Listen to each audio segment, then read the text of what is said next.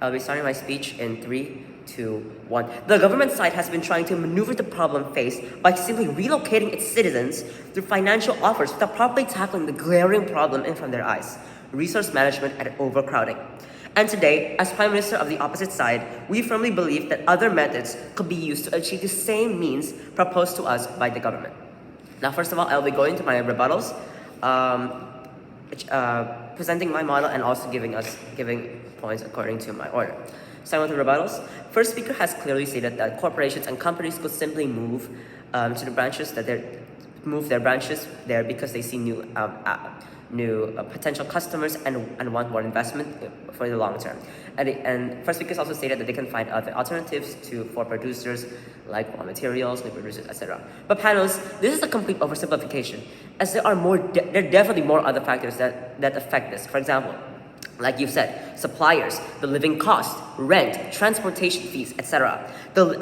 And mind you that they don't have the financial incentive that is given from the government, because as the motion states, it says urban citizens, not corporations and companies. Now another one, finding an alternate solution like new producers and new materials or raw materials is way easier said than done. How are you so sure that they'd be available around those rural areas? Are you should also be able to move there along with your company? And second of all, first speaker also stated that people are driven by money. People go where the money goes. However, panelists, this is a really bold assumption to think that urban citizens would only go for the money. There are tons of other factors that come into moving to rural area. One of them being availability of food, lifestyle choice, workplace or jobs, their family, safety of their environment. Another vital point is that first speaker's main argument is to move the peoples first and then the rest follows. But the problem is, what if they just leave?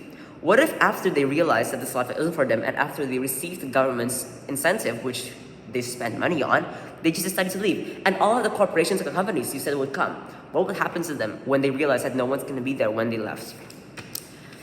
Panelists, we only want to achieve a world. Panelists, we want to fight for this motion so that the government can properly address the situation that they are currently facing and relocate citizens with proper methods and not just offers of money. We also want the urban citizens to be prepared before they leave for any rural areas. Starting with my first point, giving out significant financial incentive will deplete government's resources. Panelists, let's think this through.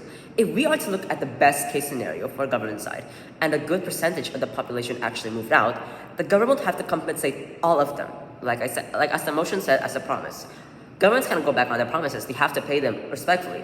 And do not forget, it is a significant amount, as stated by the first speaker, which means it is a pretty significant amount, which means it would be a pretty big sum in the first place. Now, while payments are being made due to the government's promise, problems and other important aspects of society that need the finance is completely forgotten because of the promise the government has given to the people that will be moving to rural areas. What are these other aspects of society? What are all these other problems? Let's say healthcare, education, improving the housing in the urban cities. That's one. And another additional point is what's stopping the urban citizens from moving back into the city once they've gotten their compensation? What's stopping them from just coming back once they get their money? And going on to my next point, improvement of rural areas and urban cities is more imminent. Panelists, let's have an example. Let's say, for example, there's this guy who goes with his family to rural areas after hearing about the financial incentive the government is offering. Once he takes it, he goes to a rural area and he finds out there's just no proper facilities prepared for him. There's no actual supply for him to actually start a new life there, for them to live off. And so they give up and go back to the urban city.